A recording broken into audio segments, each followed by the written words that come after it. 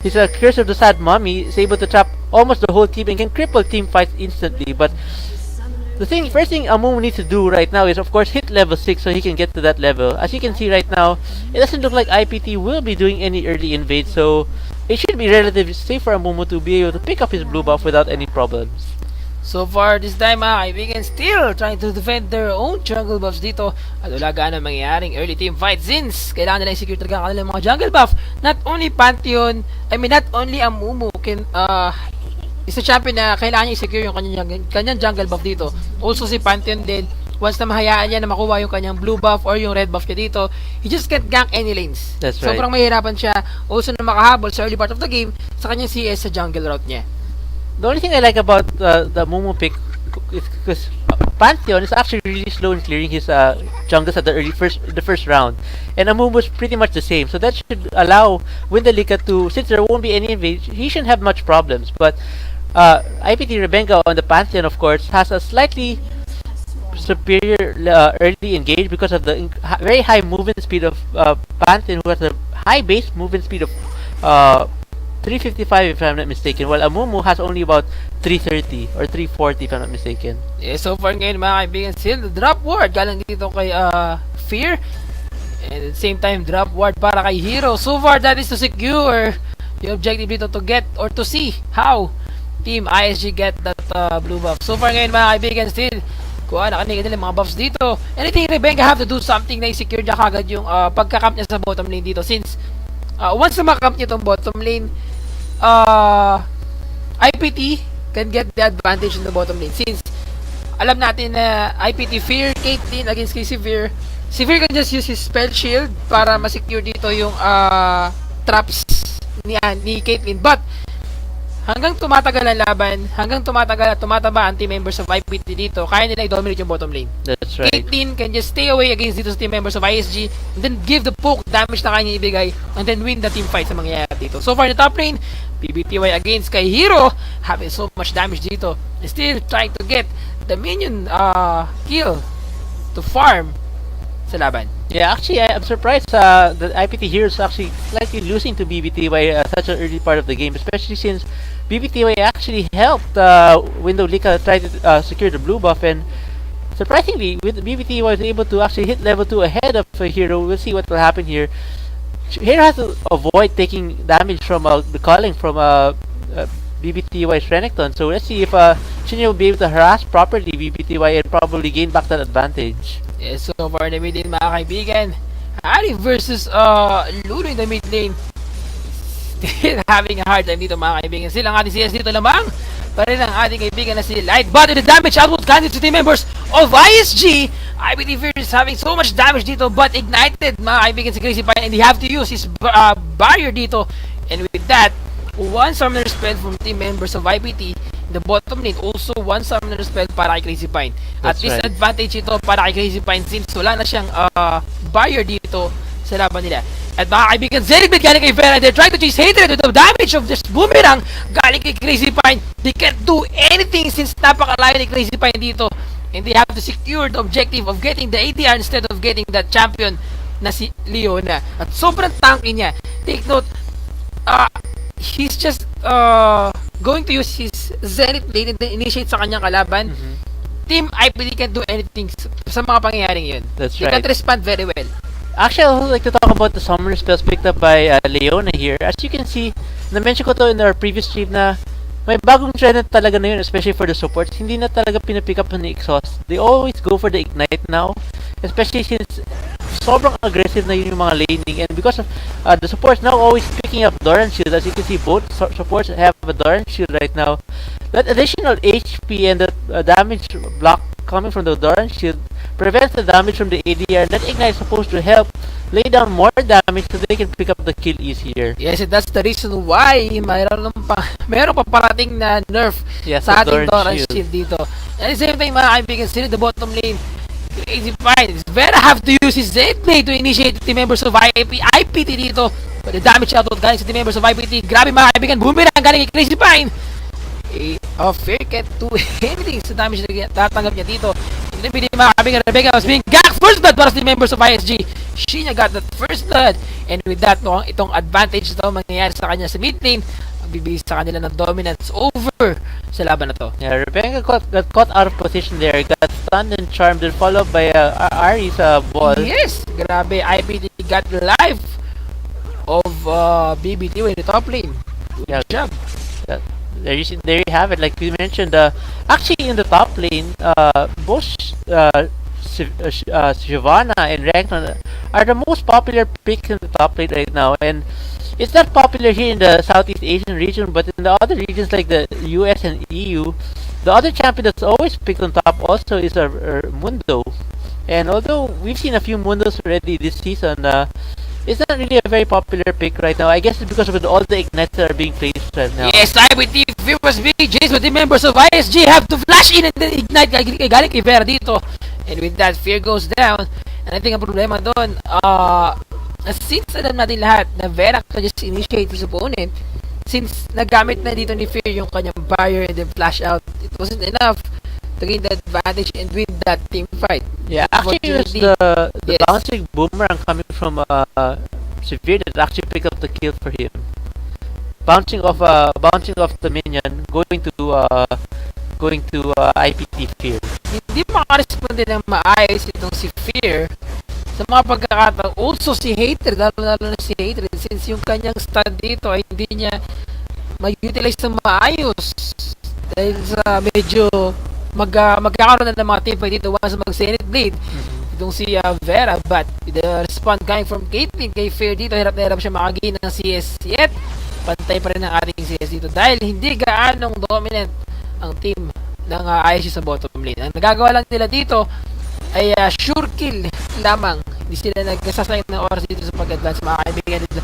SS galing kay Mumu, they're trying to chase light dito, but with the SS also kay Shinya, but mga kaibigan with the damage output using his wild growth, also yung kanyang shield dito. Good job para kaya light in the mid lane, sustaining his life. And that's exactly the reason why a lot of people are actually picking up Lulu in the mid lane, because of the wild growth, they're able to prevent the burst damage coming from the mid lane of the opposing team, and also with of course the polymorph, they're able to also slow down the damage coming from the opponents, including the jungler. Yes, very good pick para sa team members of ISG dito, having Leona and Severe. Kita-kita naman na once tumama ang Zenith Blade itong si Leona, sure shot ang boomerang dito ni Severe kung saan nagbibigay ng damage shot sa team members of IPT, and they can't respond very well sa mga pangyayari ngayon. If ever na matamaan kagad si Fear dito, lampas kalahati kagad ng buhay niya. Stun ng Zenith Blade, and then yung second skill niya dito, yung kanyang AoE damage na manggagaling dito kay Vera. That's right. Yes, sobrang effective against si members of IPT. Yeah, so actually the lineups from both teams are actually this is really the current meta right now. These are all very popular picks. Everybody's using. The only surprise pick coming here from ISG is the Mumu, like I mentioned, is actually the first time that was picked up this season. Alright, as you can see here in the top lane, IPT Hero doing a good job of clearing the minion waves under his third, and Renekton on BBTY, or BBTI on Renekton rather, is actually continuing to shove the lane to the tower of IPT Hero, though I expect that maybe I expect an early dragon pretty soon, especially after this. Pantheon uses Mother of Mahabir in the bottom lane, and still they're trying to chase Crazy Pine, but with the ignite galing kay Hatred, Vera was being chased, mga kaibigan, with the stun galing kay Rebenga, and still trying to chase this champion with the stun galing kay Hatred. They will be able to get the life of Vera, but with the second skill flashing in galing kay Hatred, it wasn't enough to get that advantage of killing another champion dito. And with that, they have to disengage. Still 2-1 ang score natin in favor of the member of kay ISG. With the SS of Crazy Pie, they have to chase Fear dito. Ignited mga kaibigan galing kay Shinya. Isang kanyang charm, but it was enough almost to get the 2 life of the members of IPT. Still, Rebecca survived that team fight. Very good job kay IPT. ISG Shinya sa paggawa ng performance na yun. At gaya na sinabi natin, he is a player na hindi nag-stay sa kanyang lane. That's right. As soon as he got to level 6 dito, he ganked all the way the bottom lane to help and secure the objective of killing a champion dito. And with that, 2 assists para kay Severe. I mean, 3 assists na ngayon since nakuha nila ang buhay kanina ni Pantheon at DK team. That was actually good communication coming from ISG. As soon as that initiation happened, as you can see, like you mentioned, Shinya decided to rotate down to bottom lane and help with the pickup. I was kind of hoping that maybe Light would have also followed him and to help the members of IPT, especially when he realized that Shinya did not return back to the mid lane. But unfortunately, Shinya was able to pick up 2 kills. Actually, Rebenga tried to tank some of the damage coming from Shinya's ball, but it wasn't enough to save IPT Hatred from the return damage coming from Ari. Yes, and so far mga kaibigan, with damage output galing kay Crazy Pine. As you can see, with his vampiric scepter, most probably is about to get his item dito like yung BF Sword niya. And if ever na makakuha siya ng BF Sword dito, disadvantage na naman sa team members of IPT. In the bottom lane, mga kaibigan, with the boomerang! Ignited si Vera ngayon si Fear, mga kaibigan, with the barrier. It wasn't enough. At yun ang isang reason kung bakit barrier, support champion getting the barrier instead of getting the exhaust. That's right. Mas matagal ang duration ng ignite dito kaysa sa barrier.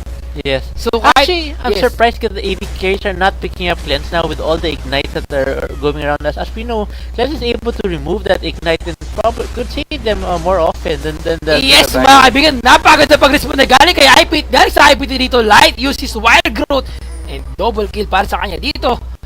At dahil doon mo nag-beast at nagkaroon ng choke.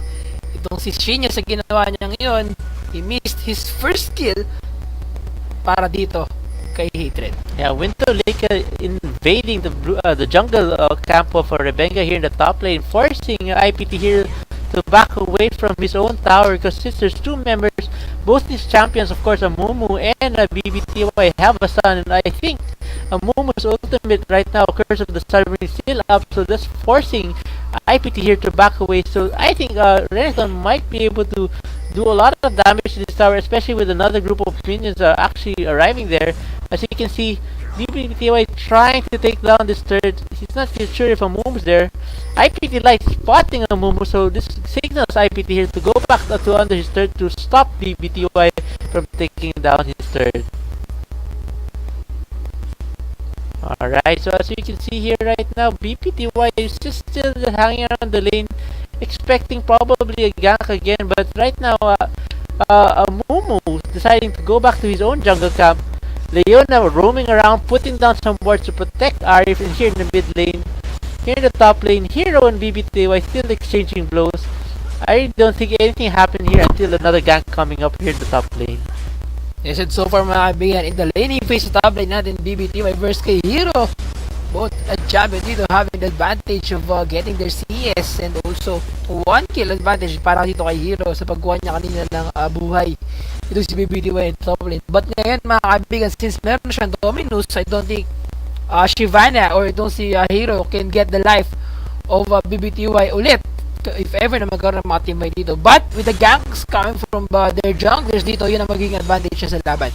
Yung mga kaibigan na Rebenga taking so much damage galing dito kay Shinya, and they have to use his Spirit Rush to secure another objective. But since Rebenga just have to disengage, and if ever na mapasok siya nitong si Shinya, Light can just use his wild growth and yung shield niya to gain the advantage and contribute sa laban na yun. Yeah, actually, I think Pantheon could have still engaged that, but they decided not to, maybe thinking Amumu might be around the corner. That was actually not such a bad decision. Amumu a while ago actually camping the bottom lane a while ago, wasting a lot of time, but since none of the members of IPT was coming into the lanes, Window Lika decided to leave and go and take his blue buff now again. Yes, mga kaibigan, team members of IPT is going to top lane, but mga kaibigan mo magkakasalubong sila dito ni Amumu, and since nakita niya na may team members of dito of IPT, they have to disengage, at dahil doon mukhang magre-respond din ang mga kaibigan si Ari in the mid lane, top lane mga kaibigan, but in the bottom lane still tuloy-tuloy pa rin tayo sa magkuha ng turret dito. Crazy Pine and Vera is trying to get the first return in the bottom lane, yet IPT Fierce trying his best to defend that turret. But mga kaibigan, with the damage output galing kay Crazy Pine, he is catching the damage output from Fear, but with the spell shield, he blocked the built over dito galing kay Fear. That's right. Actually, here in the top lane now again, Shinya standing on top of a pink ward of IPT, and four members grouping here in the jungle of IPT. Yes, They're trying to contest the blue buff. Stun galing dito kay Window Lika to get the life of Rebecca, but with the wild growth trying to respond, Rebecca goes down and they're trying to chase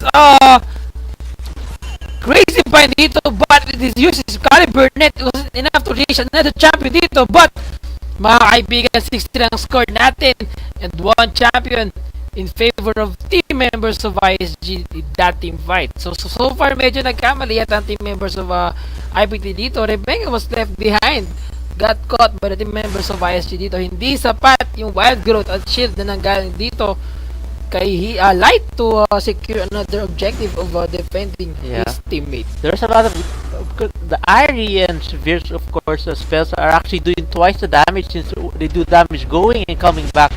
That's why the wild growth was not sufficient to protect Rebecca from all the burst damage coming from these two Yes, members. ito na ba sinasabi ko, damage Shalwood galing kay Window Lika as he's trying to chase Fear. But with a Grand Skyfall galing kay Rebecca dito, he's trying to chase Window Lika. If ever Window Lika got a chance to escape against this champion, Vera have to respond in the bottom lane, and with that Rebecca have to use this engage mga kaibigan. Ignited galing kay Shinya, he's trying to chase Light dito with his Ignite, but he's also got ignited by the team members of Light. Ang IPT dito, Light got his life.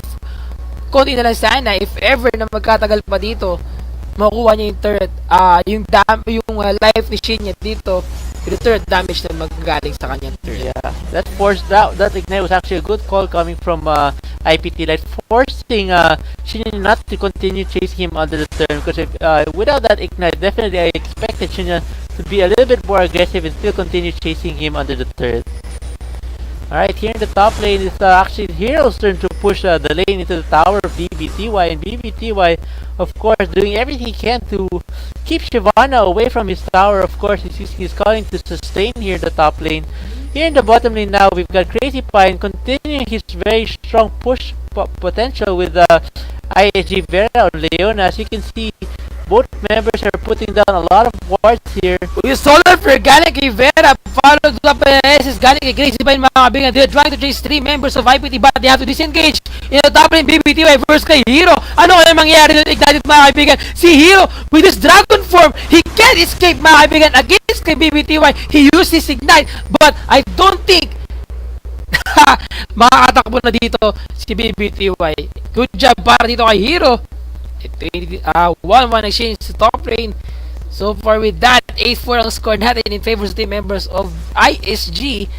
And the second dragon of this match get nakuha dito ng team members of ISG. Yes, actually that clash or that fight in the top lane rather forced both champions to use both flash and ignite, and as you can see, it's really a very close fight between those two champions in the top lane, as both of them forced to use their ultimates, use their flash and ignite, and still it was an even trade 1-for-1 for both teams. Window League, as he's trying to chase or get the red buff of team members of IPT dito, nakita niya merong vision ward.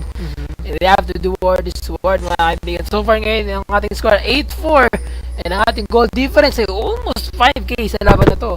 And I think dominant na ngayon ang team members of ISG. Gaya na sinabi natin early part of the game, ISG will dominate this game dahil sa playstyle na ginagawa dito ng ISG. And so far, wala pang turret na nakukuha dito ng team ng IPT. Yes, actually this 5k gold is because of the dragon, the 1/3, and the slight gold advantage in terms of CS for the jungler and the bottom lane of ISG. Yes, still ang ating CS matay mabit with a charm galing kay Shinya. Light goes down.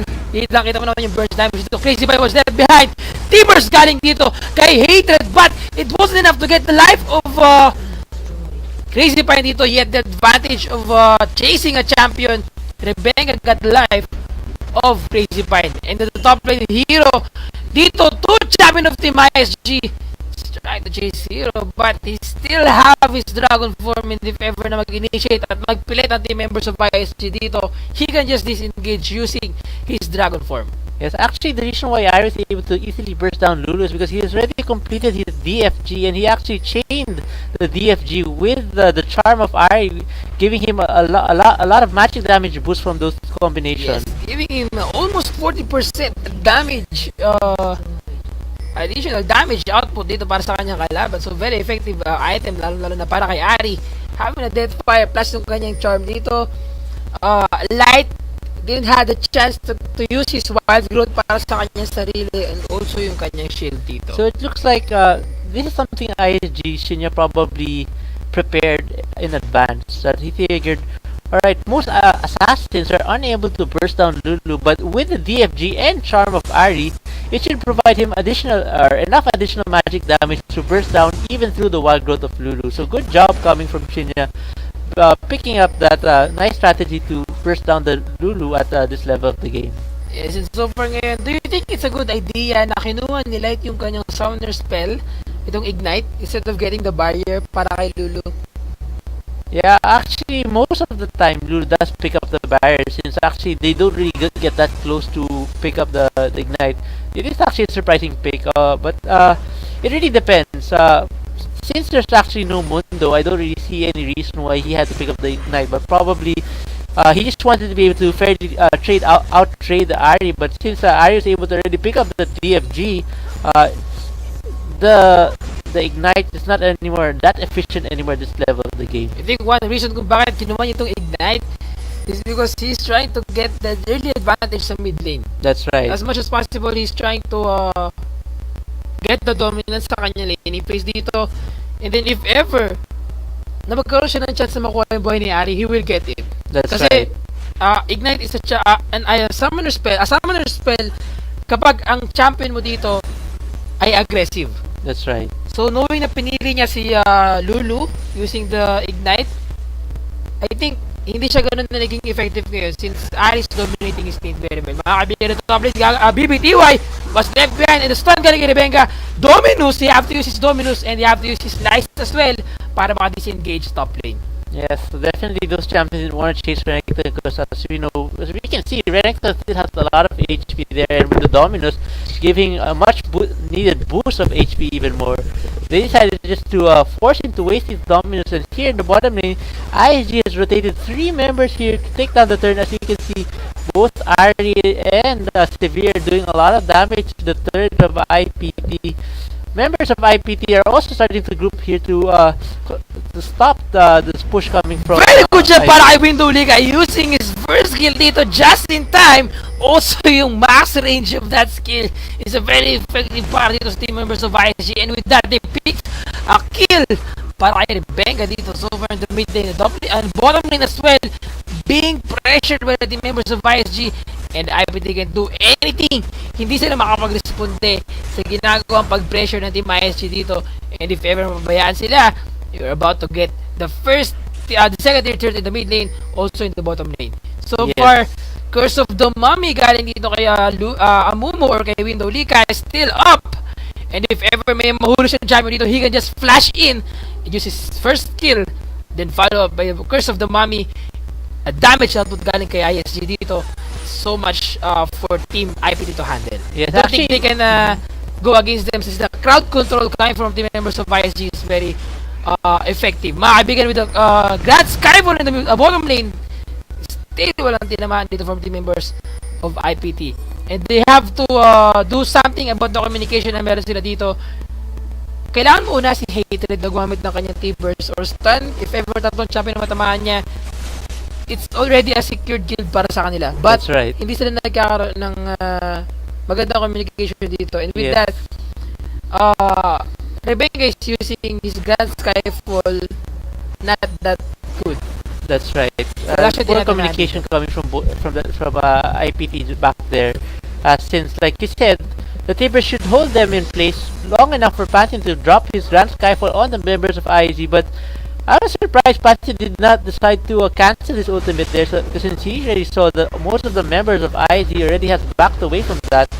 And of course, that was a wasted ultimate coming from Pantheon.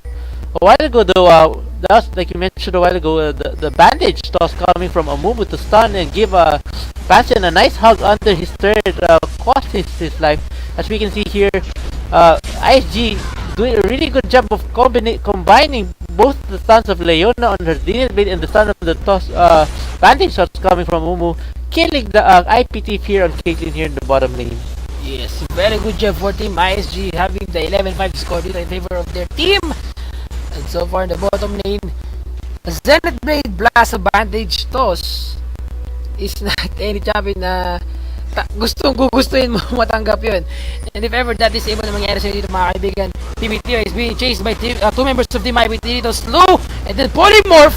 PBTY have to use his Dominus and then flash out, but Slice and Die still to get away against these two. Champion flashing para kay Light, he's trying to chase BBTY. BBTY goes down at 11-6 and score natin dito. Still ISG in the bottom lane. Charm galing dito kay Shinya. He have to use his Spirit Rush and then yung kanyang first kill dito. And Shinya got the life of Hatred in the bottom lane. Actually, I'm starting to see the reason why they picked up the Mumu and the Ari. The Mumu is basically to hold in place all the members of IPT, and then Ari get to move around the circle of Curse of the Sad Mami to freely do damage. Yes, ang flashing para kay Rebecca, but Charm galing dito kay Shinya. Rapid na si Shinya, and two champion of team members of ISG dito ay still nag-stall ang laban, but Window Lika mag-responde is still having his Curse of the Mummy. If ever he chase Light, like what I've said, he have to use his flash in. The Charm na naman once again, shut down ni Light to Shinya, and they're trying to chase Crazy Pine. IPT Hero is enough to get the life of Shinya dito. I mean Crazy Pine dito with his spell sheet to flash in mga kaibigan. Window Liga to try to defend his AD carry, but since two champion dito having fear as well, one champion of team members of ISG goes down, and so far with that exchange, it's 2 for 2 in favor of team ng ISG since marami nangyari dito mga kaibigan. Mandrop galing dito kay Rebecca. They're trying to chase Vera goes down, stun galing dito kay Rebecca. They're trying to chase BBTY. The damage shoutout galing kay Fear. He don't have his red buff para maka-chase and magbigay na slow dito sa team members of IPT. Actually, mukhang narinig ka ng IPT, as like you mentioned, the stun coming from Tiver signaling Pantheon to do his man drop on the two members of IAC, and because of that they were able to pick up one kill, and Annie was actually also still able to get away because of the slow coming from, or the stun coming from Pantheon. Yes, if I'm not mistaken, bumaba yung difference ng ating kill dito at nakakahabol ang IPT sa ating kill advantage, but sa ating goal difference mapapansin mo na 9k, almost 9k ang ating goal difference dito at napakalaki yun. To be honest, tignan natin ang ating goal natin dito. So far ngayon, having the gold advantage in the mid lane, almost 2k ang gold advantage niya compared dito kay Light. One item, kung mas ito ay isang needlessly rod. That's right. It's a very effective item against mga AP carries natin. Also, para naman dito sa ating bottom lane, we have 9.2k, 7k. Almost 2.2k. Getting the halos, pwede na ito pambuo ng Bloodthirster. That's right. Compare that item advantage para sa team members of ISG, very effective. And they're trying to get the first battle of this match if ever Team IPT get response sa laban na to. Nahirapan sila sigurado na masecure ang kanilang objective for the next 5 minutes. The battle battlefield game will help team members of ISG. And as you can see, advantage toss para kay Rebecca. Rebecca goes down.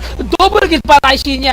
Hero was the next target for team members of ISG. Yet, with the damage output galing kay Light, they have to disengage. With the damage output galing kay Crazy Pine, slowed mga kaibigan si Fear dito. And with his SS, if ever have the chance to chase IPT Fear, will he ever get that advantage mga kaibigan with the boomerang and Barrier Burn para dito kay Fear? It wasn't enough to prevent the damage. That's right. As you can see, actually, Shinya is actually going go full glass cannon and full burst damage, picking up already a void staff. And I think actually she might go for a rampant of death cap too. As you can see, Lulu's ready can easily burst down any champion from IPT. So this is something IPT has to be very careful. They definitely have to take out Shinya early, or else Shinya will just continue bursting down champions left and right. And since she has her ultimate to be able to bounce around or jump around the team of IPT, it's gonna be very hard for IPT to lock her down. Yes, and so far ngayon, mahirap na mapigilan si Shinya having his early dominance sa laban na ito. And if ever may isang champion dito na matamaan ng charm, sure kill na to. And with a stand galing kay Window Lika, they're trying to chase team members of IPT dito. Hero have to use his dragon form. Shinya goes down. Very good job for team IPT. Trying to stall in the mid lane. With the bottom buff. Na burn na ito para kay Shinya. Yeah, looks like IPT heard me this time, knowing that he has to focus down Ari and not allow Ari to free hit the members of IPT. Good job coming from IPT Hero, diving in and securing that kill on Shinya. Yes. Actually, that probably ended the streak that Shinya or Ari had this past few minutes. And I think one thing kung bakit kailangan nila nakuha nila yung buhay dito ni Shinya is because walang spirit rush si Shinya that time. That's right. Nagamit niya yun kanina sa Baron to get the life of hatred. And very good job lalo sa team ng IPT trying to get that life of Shinya. Shutdown si Shinya dito.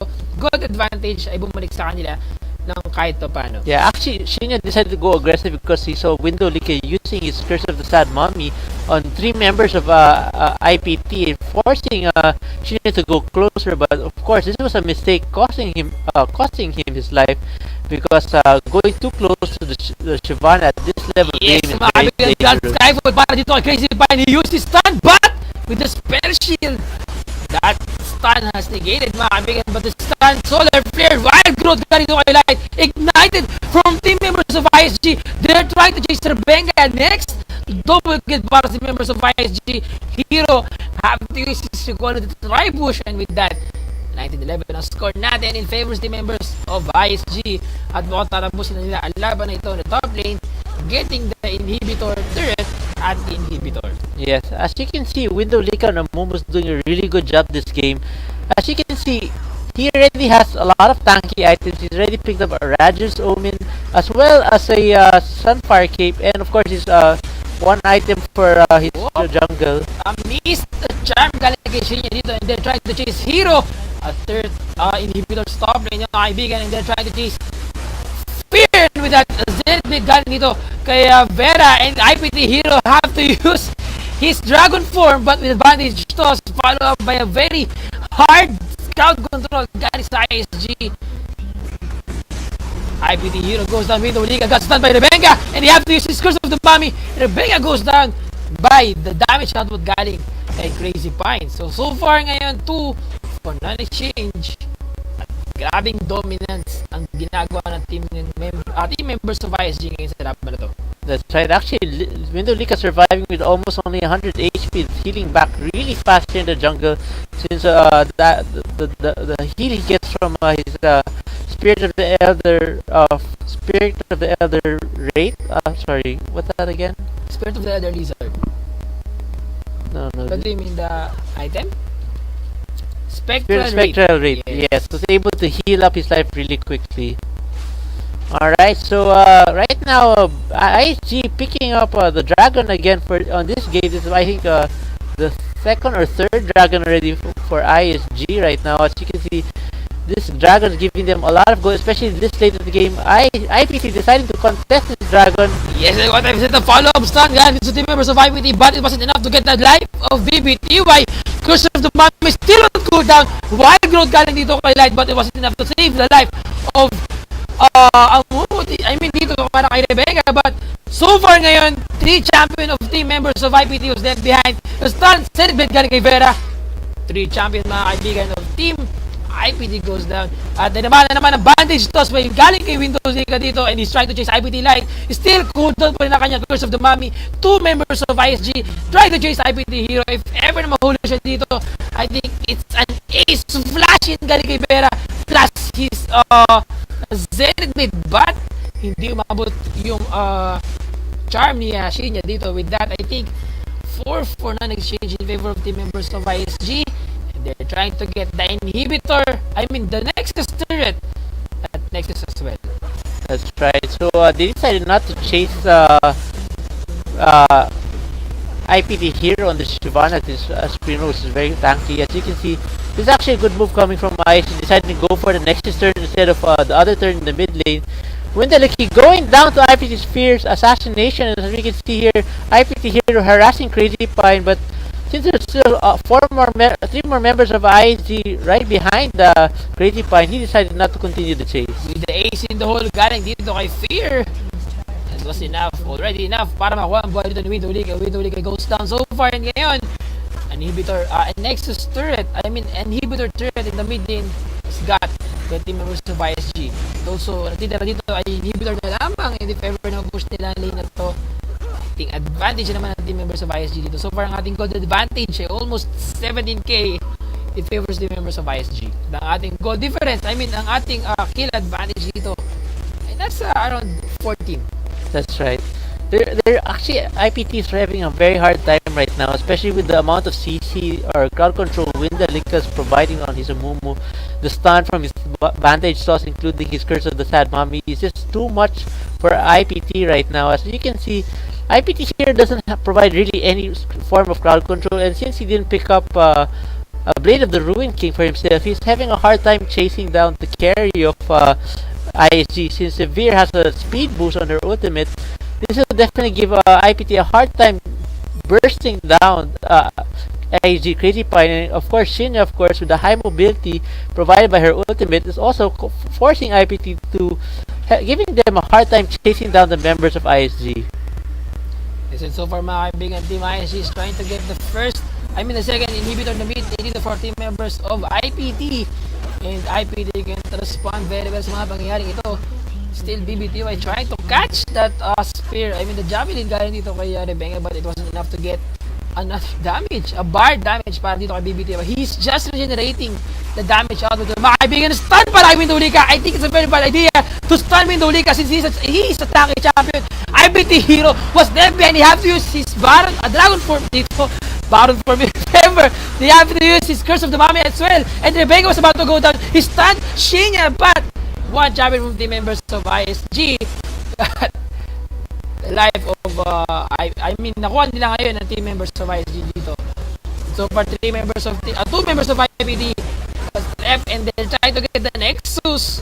Looks like this might be GG for IPT, and ISG winning the game 30-14 at 32 minutes and 39 seconds.